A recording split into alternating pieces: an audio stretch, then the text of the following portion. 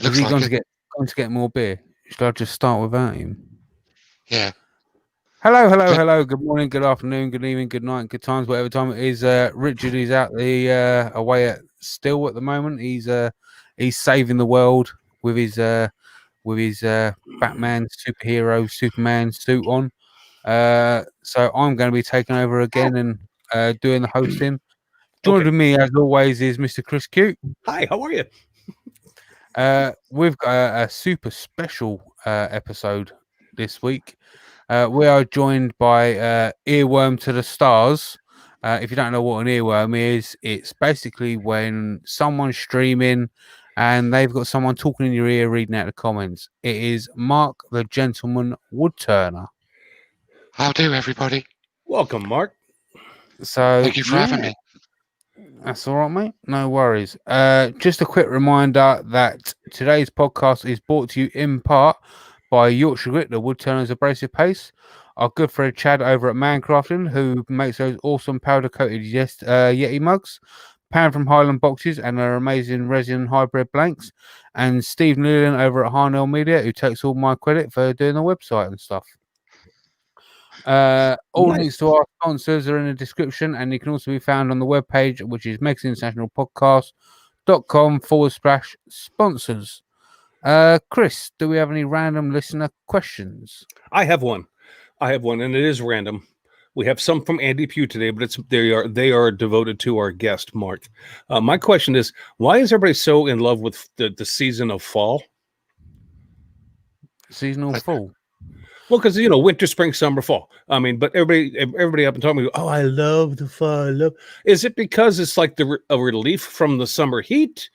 Is it because the leaves turn color? Is it because, I don't know, you get randy more often? I mean, what's the American thing? I think we call it all.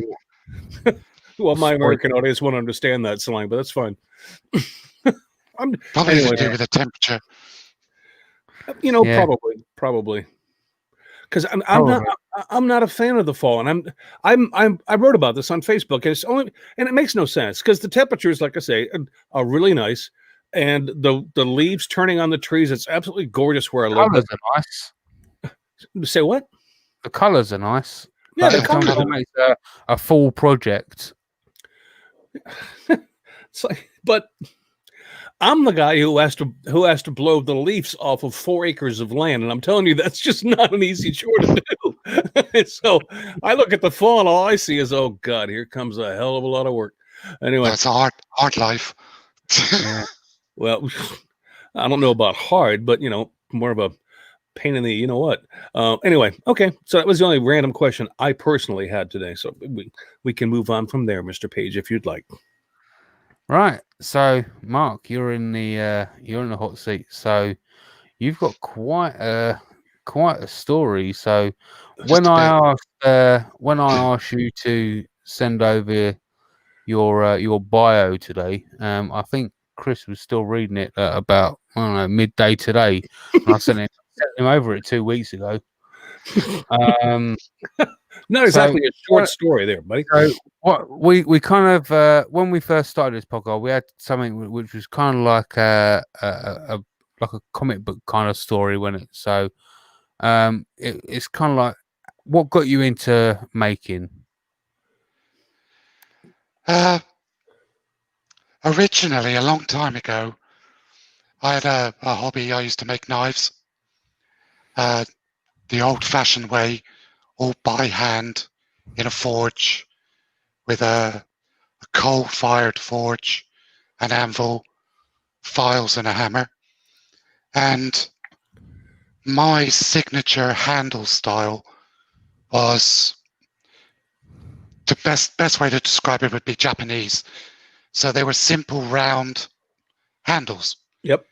So I bought a cheap old lathe, and I used the lathe to make the handles for my knives. That was the only experience I'd ever had of using a lathe.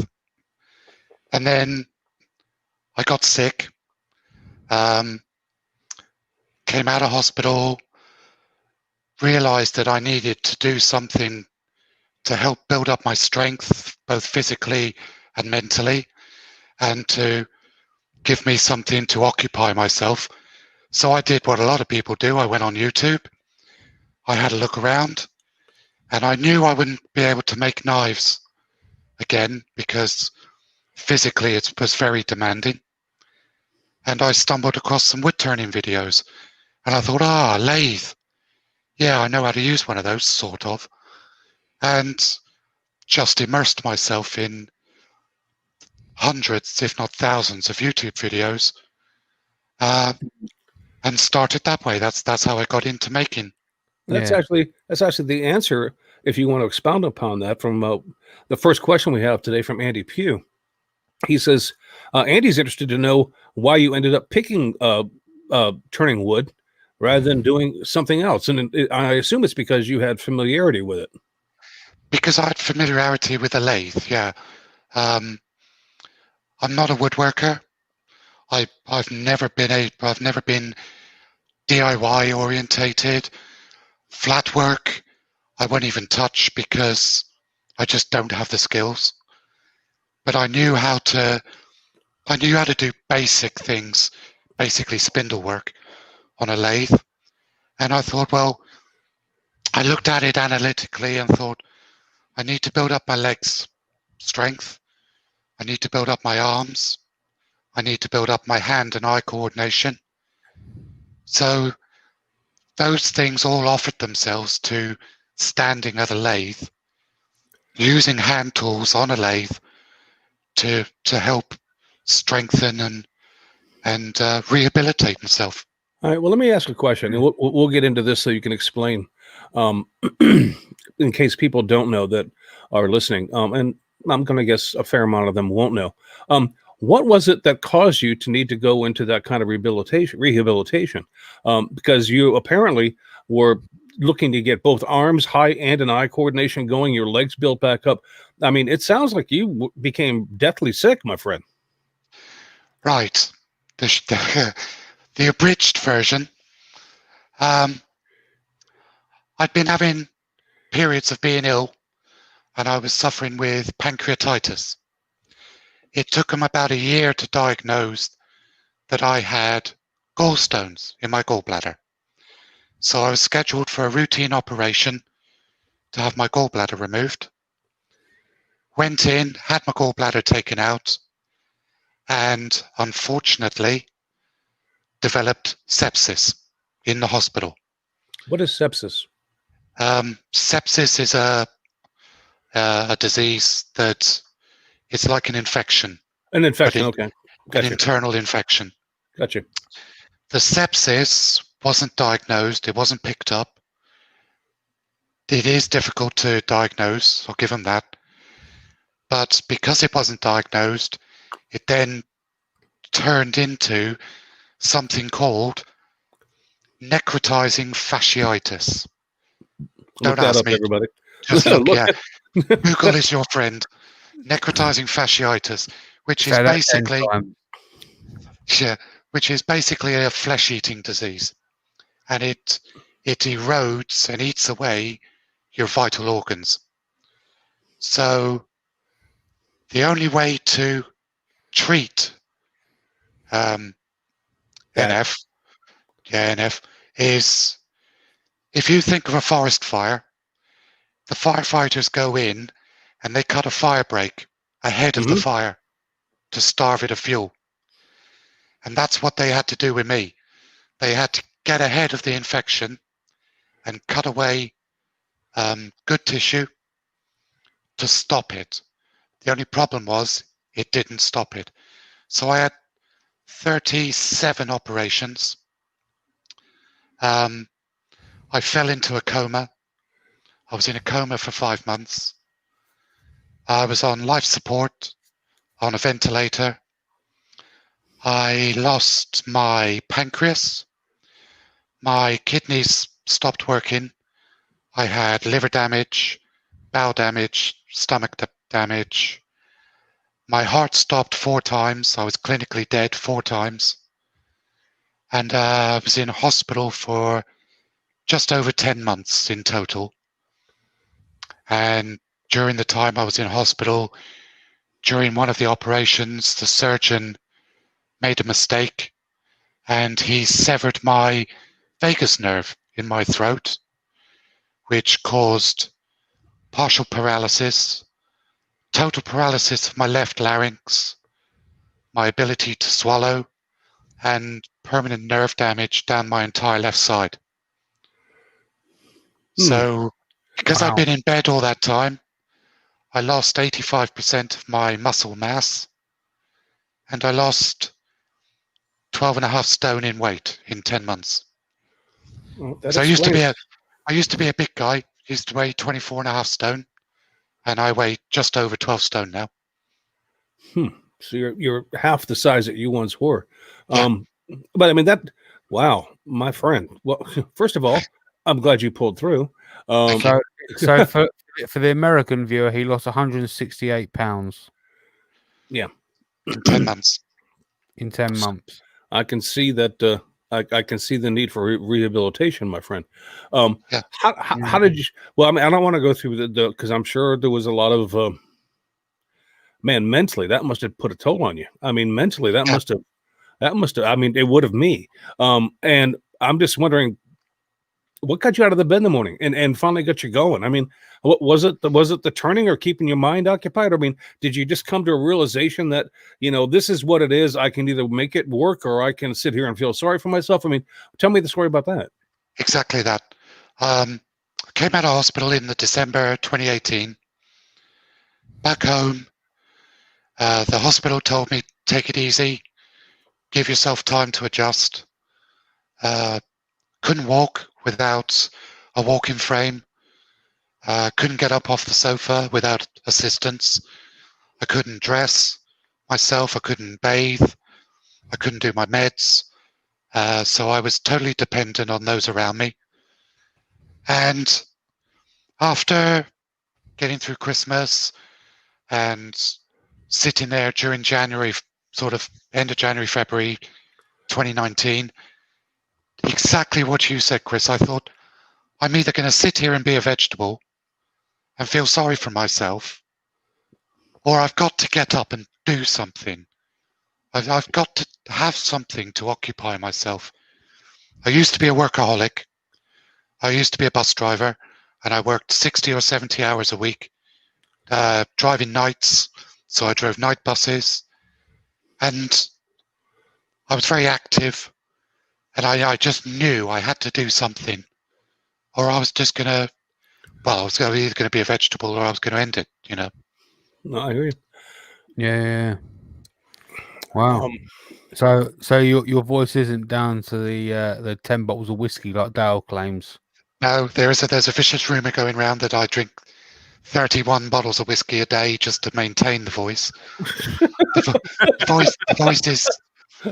It's Jamie will probably tell you when he first met me. I know the guys. It's definitely improved since they struggled to hear me, and because of them, because of the community, because of the earworming and the videos and YouTube, my voice has strengthened. But this is about as good as it will ever get now. This is a good day. This is a 10 out of 10 day for my voice. I have days where it doesn't work very well, and I just don't put myself out there on those days because it's not fair on other people to have to try and struggle. Well, it helps with the microphone. I will say the microphone does amplify my voice. If you were here with me in the garage, it would be lower.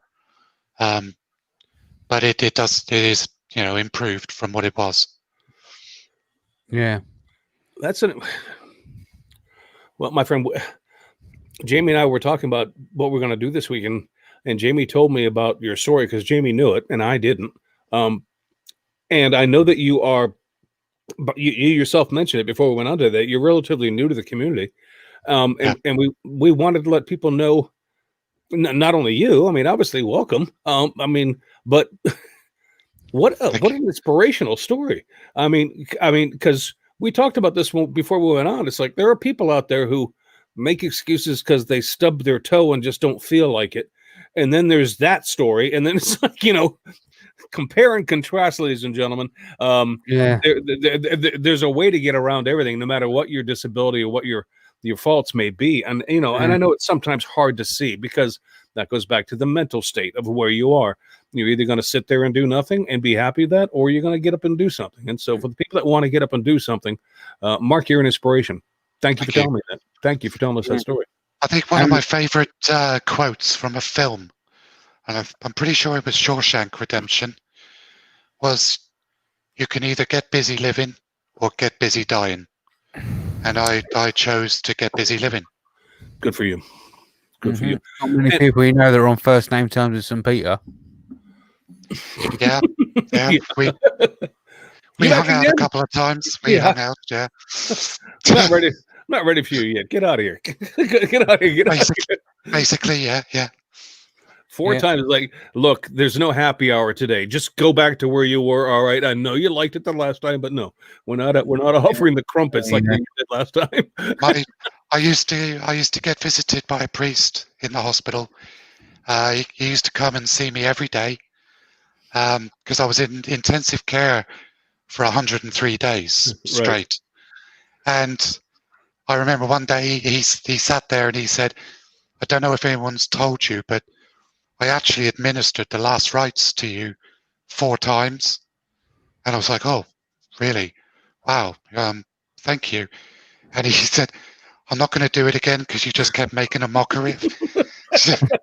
He said, "You've had enough. That's it." He said, "You're not getting any more." So we had a pretty good laugh about that. Oh dear. Oh, so I've known several priests, and most of them had a really good sense of humor. Anyway, go ahead, Jamie. I'm sorry. Yeah. So there's actually another little hobby that Mark used to partake in. He used to be a little bit of a Robin Hood. He used to do a little bit of archery. So why don't you tell us a bit about that, there, Mark? Oh Lord, didn't know you'd bring that up. Yes, I used to do archery. It could be a Cupid if you like. Yeah, as I was saying to Chris earlier before we came on, I used to live in America. From when I was 3 till I was 13, and I started archery when I was 6. My dad got me into it, and it was quickly noted that I had a bit of a talent. When we moved back to England, I started doing competitive archery. I shot for England, and I also shot for Great Britain. I competed nationally and internationally. I've competed all over the world, and I had the good fortune of competing at the World Championships in 2005 in South Africa.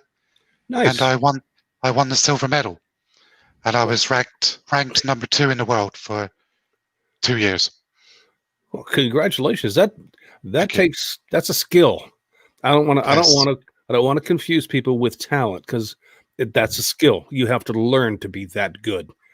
Good for you. Good for you. What kind of bow did you use? I shot both compound and recurve, Olympic recurve. But my main passion was the recurve, the Olympic discipline. That's the one I won most of the medals with. You know what? I only asked that because everybody asks, what's your dream project that someday you'd like to make? And I always normally say it's a boat, because it truly is. But I've always wanted to see if I could laminate together some wood and make my own bow. Yeah. And it would have to be a recurve bow. Obviously, I'm not going to make a compound bow, just because my skill level isn't quite there when it comes to the mathematics and the geometry of it. But I think a recurve bow I could probably pull off, and that would be a lot of fun to make. I made a longbow, an English longbow, out of a solid stave of yew. So it's called a self-yew bow.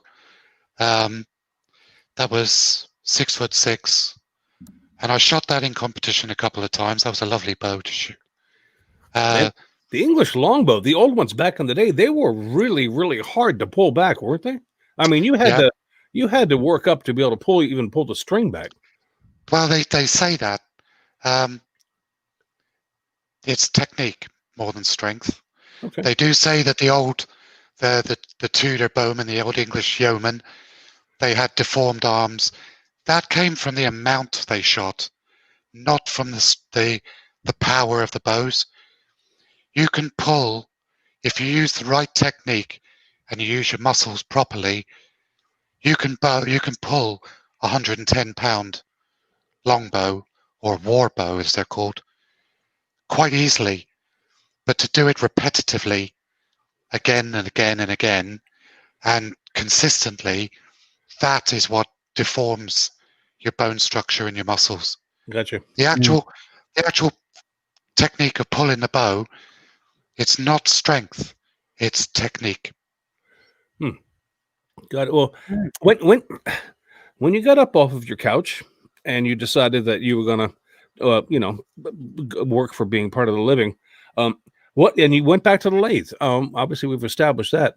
What did you start out making? Because I understand that to begin with, you probably were. I don't want to use the word frail, but you were a little unsteady getting back into things. So, I mean, what was it you decided? Did you just mess around and turn whatever spindle you wanted to, or did you actually try to make something? Now, I started off with pens. I liked the designs. I liked the colors, the shapes. I liked the small element of the engineering part that goes into the mechanisms of pens. I've always loved writing and pens themselves.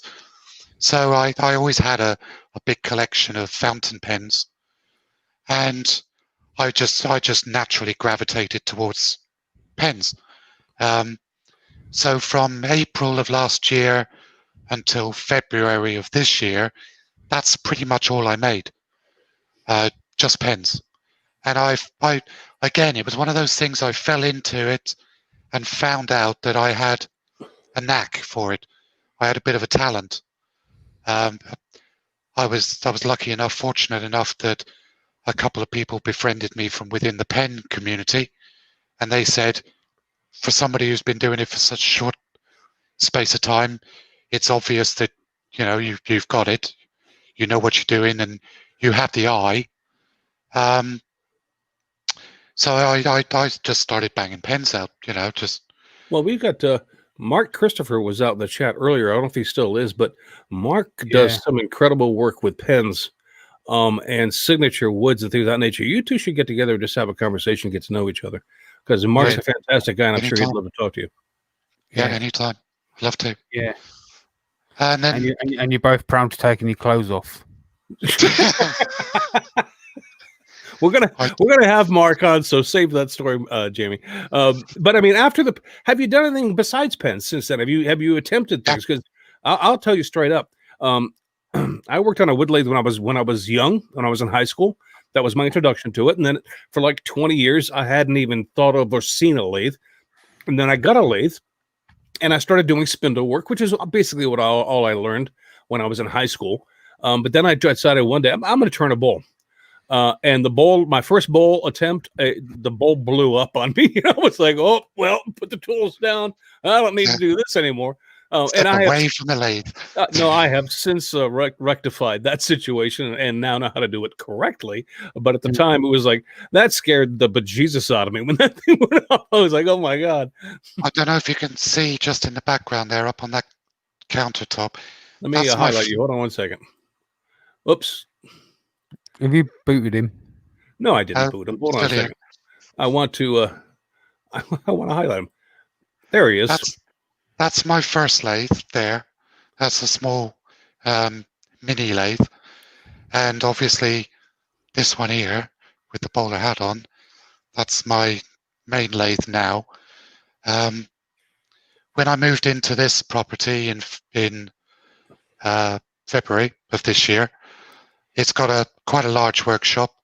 So I invested in a bigger lathe and I now make I do the full gambit. I make bowls, vases, I do spindle work, platters, all sorts. I'll try anything, So that's actually a good segue what Mark just said there.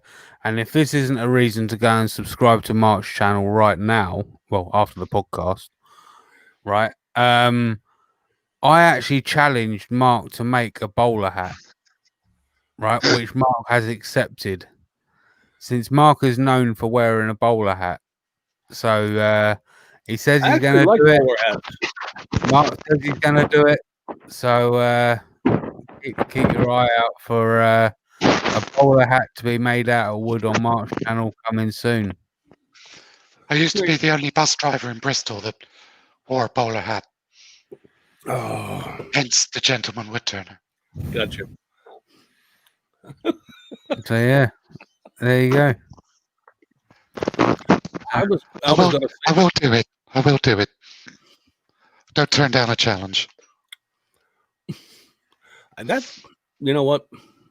I don't know that I would have the proper equipment to do that. I think I would know how to do it.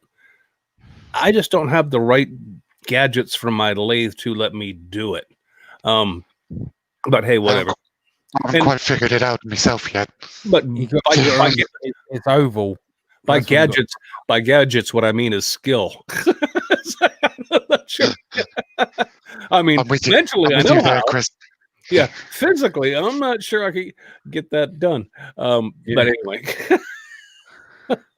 if anybody has any questions out in the chat, we'd be happy to ask them. And by the way, in case you're wondering, whether you're on SoundCloud, iTunes, wherever your podcast listening thing to this is on Wednesday, or if you're here today with us live, the link to Mark's YouTube channel is down below.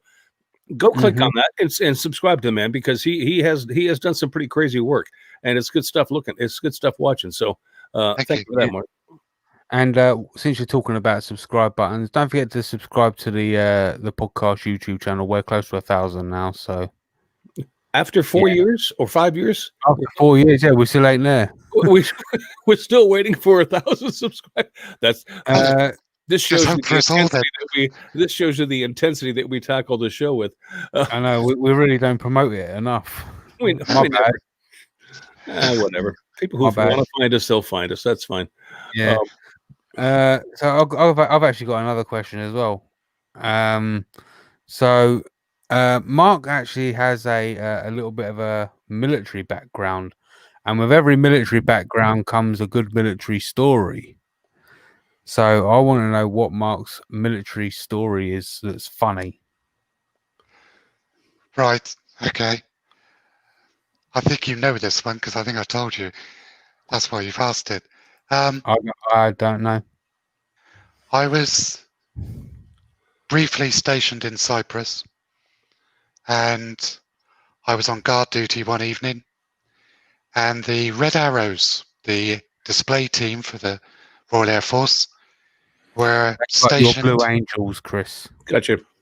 They were stationed there because they do all their winter training in Cyprus, and one of the pilots was his birthday, and they all went out and got drunk, whatever you want to say, inebriated. This particular pilot was so drunk that he didn't want to walk back in through the main gate, so he thought it would be a good idea to climb over the fence. Now, when somebody's climbing over the fence of a military base, the only thing you're supposed to do is challenge once, shoot them. That's it. That's all you're supposed to do. No questions are asked. See somebody climbing a fence, challenge, shoot. I challenged the second time, and as I challenged the second time, he fell off the fence, and when he hit the ground, he went, "Oh, bugger." At which point I pretty much figured he was English, so I didn't shoot him. Now, because I didn't shoot him, I got put on a charge, and I had to spend a few days in the guardhouse. Oh. But he paid for my bar tab for the month. Oh. And I can promise you, I used to be able to drink a lot. So it cost him a fortune. So that was my claim to fame. I almost shot and killed a Red Arrow. So We've got some questions here. One of them is from Maple Tree Studios. What was your favorite kind of bus that you drove? It was an Enviro 400 double-decker. there we There you go. Was it You wanted the- the classic red bus, double decker Oh. red bus? No, they're horrible. Route Masters. No, they're horrible buses to drive. Enviro. Don't tell America that because they loved them. Anyway, go ahead. Enviro 400 double-decker. All right, got another one. Steve Combs. Oh no, not you, Steve Hyde. Hi, Andy. I think it was You're this talking one. about Barry. Yeah, there you go. Why are you called Basher? That goes back to my bus driving days. The company had a rule that the driver is not allowed to exit the cab. Buses in Bristol have a security screen. The public thinks it's to protect the driver from the public. It's really to protect the public from the drivers. Customer service is not exactly your forte, I take it. Bus driving would be a lovely job if it wasn't for passengers. One evening, I used the term loosely, a gentleman decided that he was going to start beating his girlfriend up on the back seat of my bus. I stopped the bus, got out of the cab, went back, pulled him off her, and sparked him out. Just straight out. Nobody was doing anything to help the poor girl. I got her up off the seat. I locked her in the cab of the bus, called the police. When the police arrived, they were going to arrest me because he was still unconscious. And the other 20 passengers, they turned to them and said, right, we need witness statements from all of you. And they all said, nope, never saw a thing. Oh, Now, because I got out of the cab, my bosses were going to fire me because I'd broken company procedure. oh. But luckily, one of the managers, he said, I can't fire you for this because it's been in the papers. We're just going to call you Basher. And it stuck. It was just one of those days. It just stuck. So from then on, I was called Basher. Oh, there you go. Ladies and gentlemen, gallantry is not dead. Yeah. So I mean, to we're be done. obviously going back to everything that you've kind of gone through. When obviously with everything you've gone through, I guess it's got to be asked: boxers or briefs? Briefs. When I remember. Yeah, there you go. When I remember, otherwise commando. Yeah. Yeah, there you go. Jamie, you're an ass. Jamie, I know. I knew that was coming. you know it's coming, but you never know when. And Jamie has a knack for getting in there when you least expect it. Thank you, Jamie. I know. So there's something else that Mark's actually mentioned as well. His hobby of archery and the music business actually kind of merged together at one point. Wait a minute, music business? All right, Yeah. we might have something in common here, buddy. Go ahead. It merged together on the Wuthering Heights, let's say, with a little Miss Kate Bush. Kate Bush, yes. Mark had a thing for her. I had a massive crush on Kate Bush when I was a teenager, and my mum and dad used to breed and show Labradors, and unbeknown to me, I was sat in the kitchen one morning having my cornflakes in my pajamas. In walks Kate Bush because she was coming to buy a dog from my mum. Oh, you're kidding. No. And of course, there's, spotty 14-year-old just about to put a spoonful of cornflakes in his mouth when Kate Bush walks in the kitchen. And the best thing was, do you know what my mum did? She went, "Oh, Kate, hi, this is my son, Mark. He's got a massive crush on you."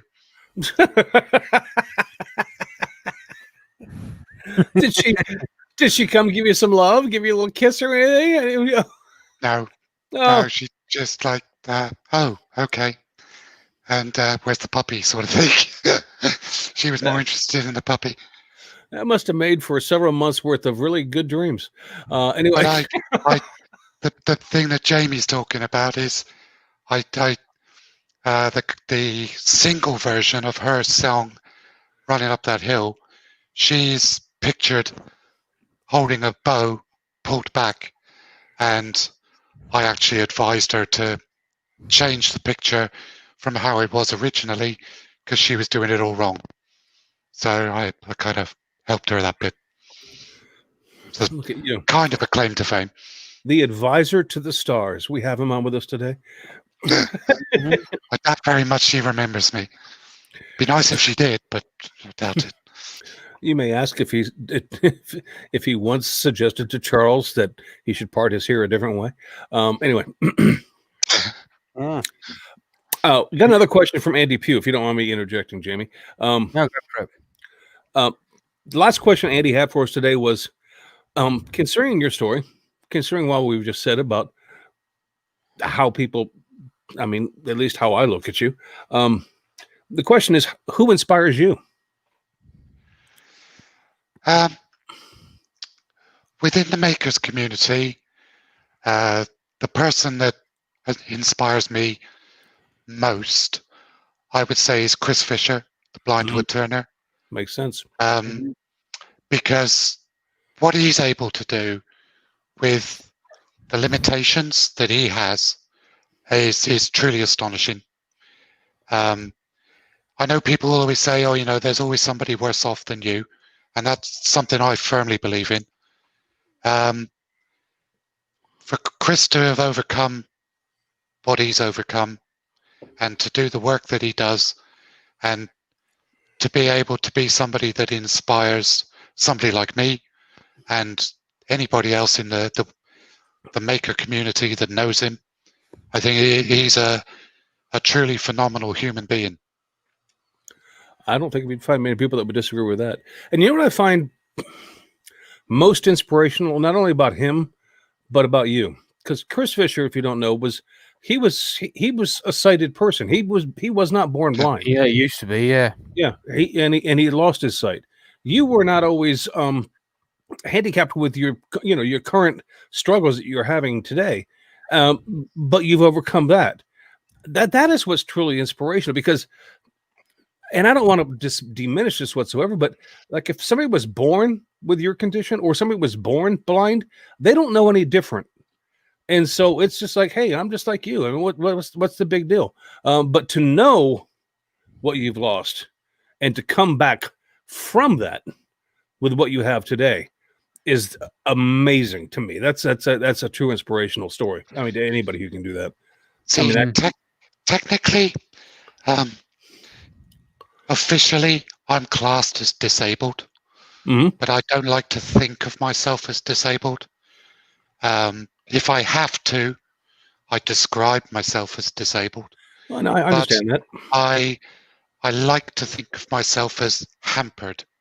Is the best way I have limitations, Gotcha. but I try to overcome them or work around them.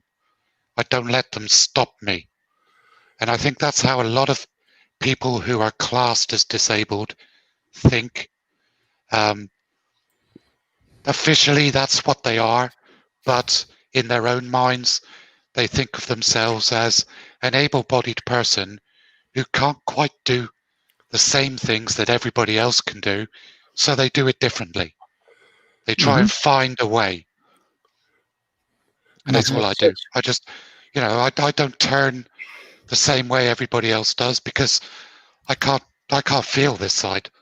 So obviously when I get close to the lathe, I have to particularly watch not just the piece that I'm turning, but I have to keep an eye on my hand and my arm to make sure it doesn't get close to the headstock. Yeah, that's one of the reasons why you wear a glove, because you could end up burning the inside of your hands. Yeah. Because I can feel it ticking against the glove before I can feel it ticking against my hand, because I don't feel it on my hand, but I can feel the movement, the vibration, of the glove. Sure, the vibration, sure. So that's why I wear a glove. I know you shouldn't, but I have to, because otherwise, I'd do some damage. So it's just finding ways of coming round, just working around it, adapt and overcome. Another question from Dale. With all the whiskey, Dale, why do I have a funny feeling you're the perpetrator of this myth that he drinks 21 bottles? Anyway, he says, with all the whiskey, what is your favorite? Balvenie. Yeah, if any. No, it's called Balvenie. Oh, Balvenie. I thought you said if any. Balvenie. It's the whiskey that Dale introduced me to when I met him, and I must admit it was the finest whiskey I've ever tasted. When Dale pulls out a bottle of whiskey and says, "This one's meant to get you drunk," it does. It does. Yep.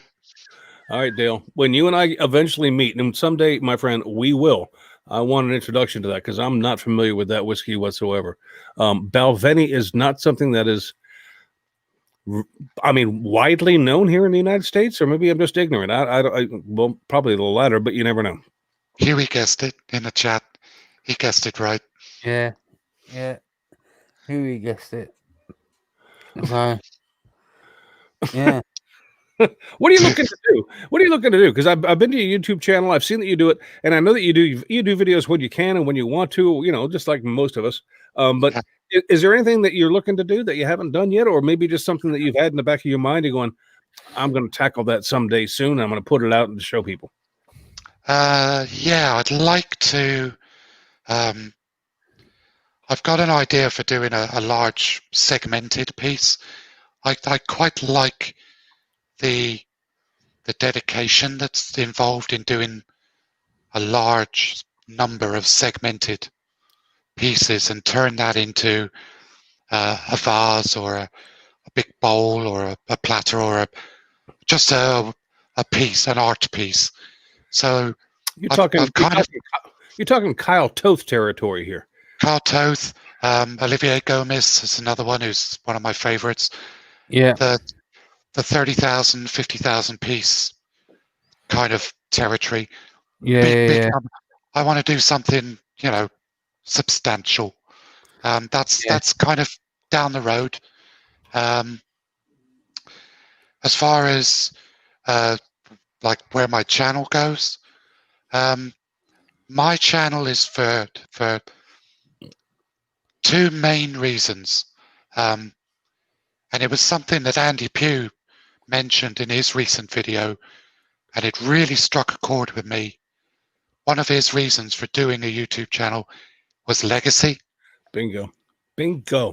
I thought that was absolutely perfect. He nailed it for me. I want to be able to leave something behind that people can watch and go, do you know what? That guy was messed up. He wasn't physically able to do as much as he wanted to do, but he got up and he did it. He did something. He produced something that somebody could appreciate. And with YouTube, that'll be there forever. And I want my children at some point in the future to be able to go, that's my dad. My dad made that. And that really strikes a chord with me. And the other thing was, I want to be able to show people that you can go through trauma, but it's not the end. You're not finished. You're not done. Nope. You have more to offer. You can go on and you can do whatever you want to do, no matter what. Yeah. Those are the two reasons I do YouTube. I don't do it for the fame. I don't do it for the fortune. Obviously. I don't do it for the likes. I don't do it for the views. I don't do it for the subs. I'm very selfish. I do it for me, for my legacy, and I do it to help other people. And this community has adopted me and has done two things. They've cared, which has been massive. And this is no exaggeration. They saved my life. Well, that leads us to a question from Terry Bray that's up on the screen now. Mark, what percentage of your recovery do you attribute to this community and to wood turning? To be where I am now, I would say health-wise, both physically and mentally, I would say 100% of where I am now is down to the maker community. Mm-hmm. Without a shadow of a doubt. I'm not 100% physically or mentally fit. I'm a long way off of it, and I don't mind saying that. But to be where I am now, from where I was Compared to in February of this year and the middle part of last year, I was in an extremely dark place. I was messed up mentally. I was a total wreck. I was a basket case. These people, you have got me to where I am now. 100%. that's awesome. The turning has improved immeasurably because of people like Wayne the Woodturner, Steve from SK. There are loads of people, woodturners. Don't forget Drilly. Drilly, yeah, Drilly. All the YouTube woodturners. I watch, analyze, research, and I take everything I can from everybody I watch, and I try and apply it. So for the wood turning part of that question, definitely I am where I am now because of them. So I've had no lessons. I'm self-taught. You know, I had 20 minutes with Wayne at a party one night, wood turning, and that was a huge help. Well, So YouTube, yeah, well then YouTube was your teacher, and I don't mean to discredit that. I mean, I just there are very few self-taught people. I mean, but you gained inspiration. You've learned techniques by watching. So I mean, YouTube became your teacher. YouTube is fabulous for that, for anything. Yeah, Caitlin the cat wants to know what's your favorite material to use on the lathe. If you have a favorite wood, if there is one that you enjoy more than another. My absolute favorite wood to turn is olive wood. That's beautiful wood. I've heard a lot of people say that. Is it because it's I mean, does it turn like butter, or is it just It turns really nicely. It's beautiful to look at, and while you're turning it, it makes your workshop smell like a tapas bar because you get the aroma of olives while you're turning. It's fabulous. Some of my most favorite pens that I've turned have been olive wood pens. Turned a couple of bowls out of olive. It's my absolute favorite to turn. Yeah. Wow. There you go, Caitlin. Awesome. Is there? Unless anybody else has any other questions, we're at that point. I'm going to give Mark one, let's say, final question. Oh, good. Thank you. Have you got, what's your favorite piece that you've ever made to date? The one that's going to stand the test of time and just going to say yes. Can I have two? No. Yeah. Yeah, you can. Flip a coin, Mark. Yeah, go on. You can have two. Okay, two. One has been a recent piece. I turned a cedar bowl the other day, and I got a bit ambitious, and it blew up on me on the lathe. It ended up in 8 pieces. I glued it back together, and I don't do colouring very much, hardly at all. In fact, I think I've only coloured 3 pieces. So I coloured this to try and hide the glue cracks, and I did a technique that I'd seen on YouTube, centrifugal technique, and I did some gold spray in the middle.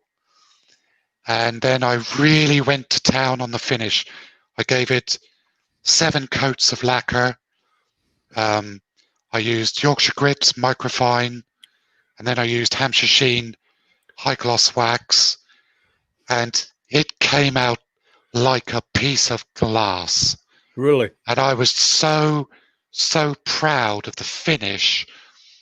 The bowl itself was meh. You know, it was a broken, repaired bowl. But the finish on it, I'll stick with that one just as the one. I'll say, yeah, that's probably my absolute favorite piece. As well. Somebody else who appreciates finishing. Mark, I may be in love with you. And they're in the chat.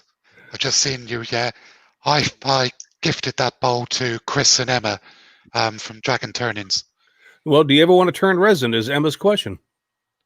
I do turn resin when I turn bowl. When I turn pens. I don't mind turning resin. It just makes such a mess. But yeah, I like turning resin. But when I turn resin, I only ever use carbides. I don't use traditional tools on resin, but I do use traditional tools on wood. Mm-hmm.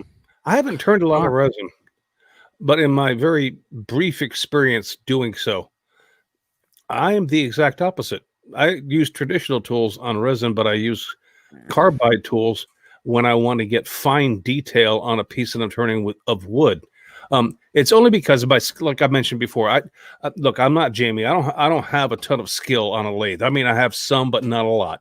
I turned out a bottle of that's out of resin. Yeah, well, nice. I just, I guess it's, to the maker his wares. Whatever makes you comfortable, then go for it. All right. Yeah. Well, if we don't have any more questions, then unfortunately, we have to let the man take over. Wrap up. So let's quickly run through some of the people that's been out in the chat with us today. So we've got Doug Miller, Mummy Dragon. We've got Wayne Bigfoot. We've got Wood Wizard by Colin. We've got Create to Make, Steve Coombs, Good Turn Daily with Blair. Let's keep going. Terry Bray, Andy Pugh, Donna, which is Love Angel, Fred Taylor, Caitlin the Cat, Karam Hussain, Dale from Infantry Studios, Ian in the Shed, Huey, Wayne the Woodturner, plus many, many more. Thank you for everyone else that's been out there and all that sort of stuff. So now it's time for Chris, take your headphones off. Thank you. Jamie's page. Very good. Right. That. Missed that one. Yay. Just don't do it again.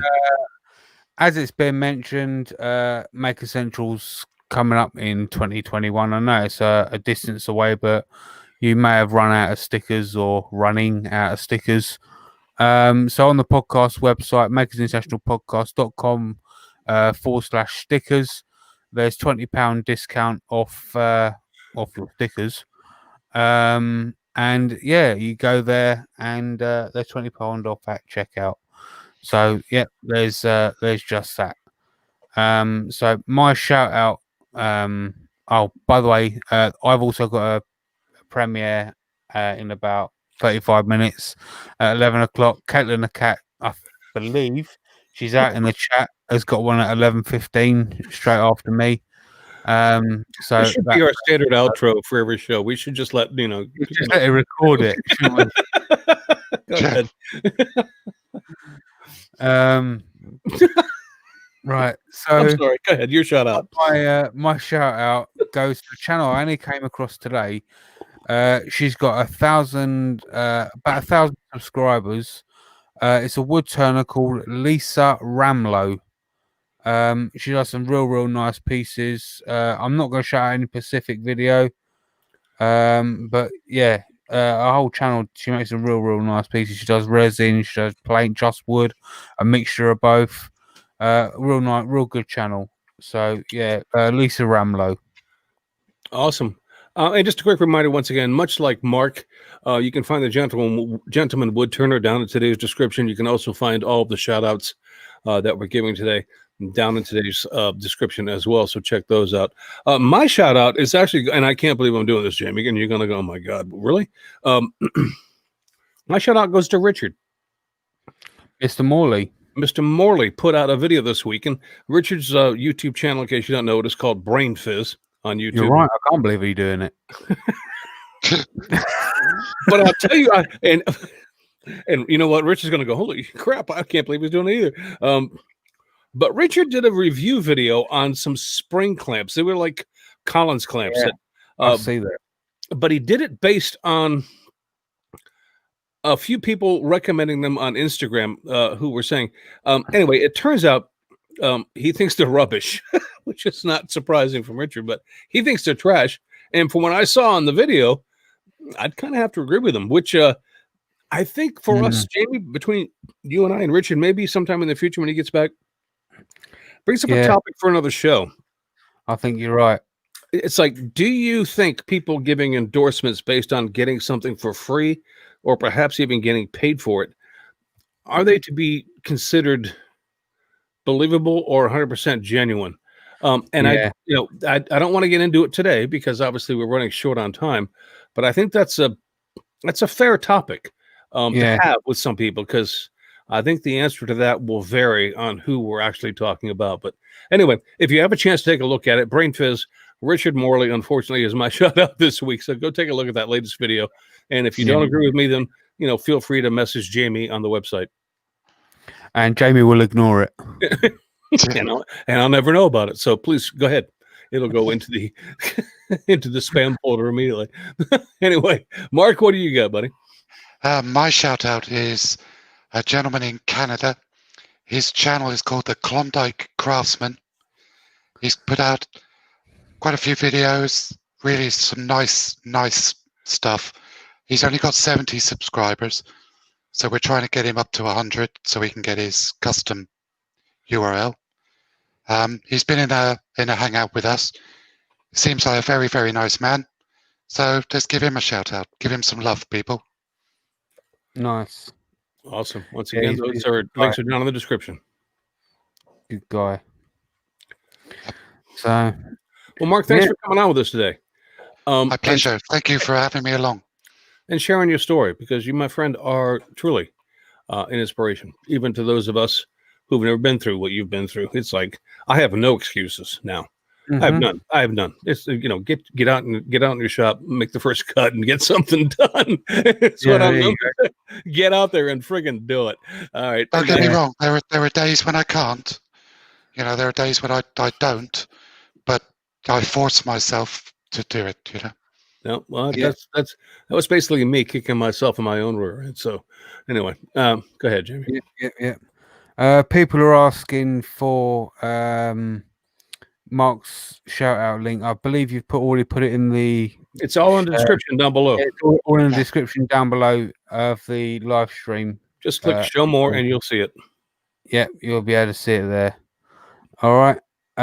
So I guess it's time to wrap up the show. So I think it's what Richard would say, something along the lines of thanks everybody that turned up. If you didn't, unlucky, something like that. You've the guys that never turned up, they missed a hell of a show. Mark's got a hell of a story. Be sure to go and check out Mark's channel and all that good stuff. And until next week, where Chris and I will be back with a story we have no idea what we're talking about. So, as usual. We'll see you next week. Have a great week, everybody.